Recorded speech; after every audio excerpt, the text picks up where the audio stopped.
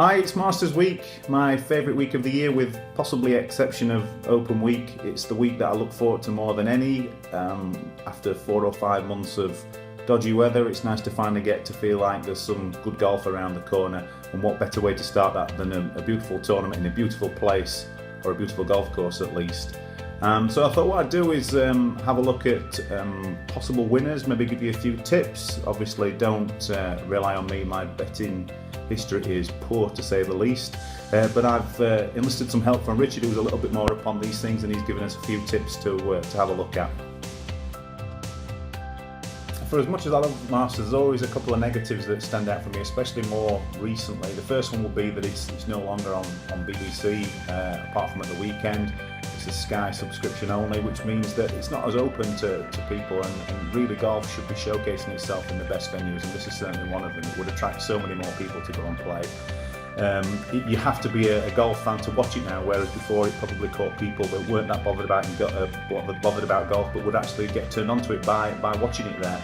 And the other thing, another TV thing, is that unfortunately some of the commentary drives me absolutely crazy.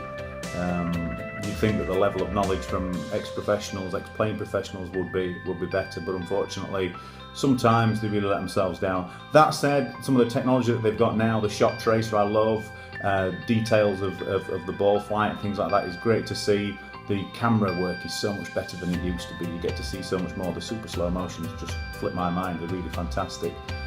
So that sort of salvages it a little bit. So who's going to win it? Current form would suggest that DJ is going to be hard to beat, and he's definitely got the sort of game that would do well around there. He's long, he's going to eat up the par fives. One of the reasons that the Masters is always so exciting is because there's always a chance of birdies, eagles and bogeys on that back nine. 13 and 15 are very reachable par fives for these guys, and then you've got 16, which they usually put a very accessible pin on that one. You sometimes see holes in one down there. They put the pin down the bottom left-hand corner of that green, and the ball runs around to it. So people are trading, good shots off there. So when it comes down to it, the closer to the end it gets, the more exciting it gets, which is exactly how golf tournaments should be. Betting wise, it's worth noting Paddy Power are paying out each way on top 8. You'll get a fifth of the odds, which is pretty good. Maybe worth backing a higher price player with that. Jimmy Walker's at 7 to 1, another long hitter, and Bubba and Sergio at 40 to 1. Bubba's one round there as well, so that's a good price. My personal tip would be Thomas Pieters. He's got a great game for around there, long off the tee, good short game. I mean, that helps everywhere, but especially around somewhere like Augusta. The only thing is that he's not got experience around Augusta, and generally speaking, there's not been many first-time winners. I think Fuzzy Zeller, and I think Jordan Spieth was a first-time winner around there as well. He's got a good record. If he gets his putter going, he's always going to be tough to beat around there. Form players at the moment: Ricky Fowler, Phil Mickelson, 25 to 1. They're pretty good prices at that. And another name I'm going to throw into the hat, which might be a good each-way bet, always does well around here. Well overdue a major, maybe missed his chance, but that would be Lee Westwood. It would be great to have back-to-back Yorkshiremen winning the Masters. You'll get a good price on him.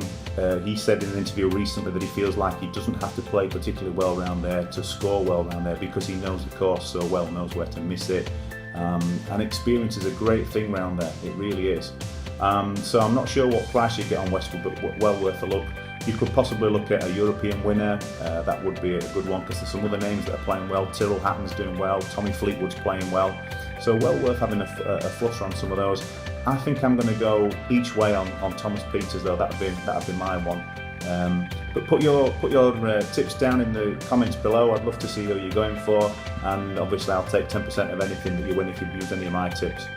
Enjoy the weekend. Coverage starts tonight with the par 3 competition at 7:30, I think, on Sky Sports 4, I think it is, and then the tournament for real starts at 7 o'clock tomorrow night. So really looking forward to it. Hope you do too. Keep practicing during the daytime, and then get on the golf of an evening. Enjoy it, and see you soon.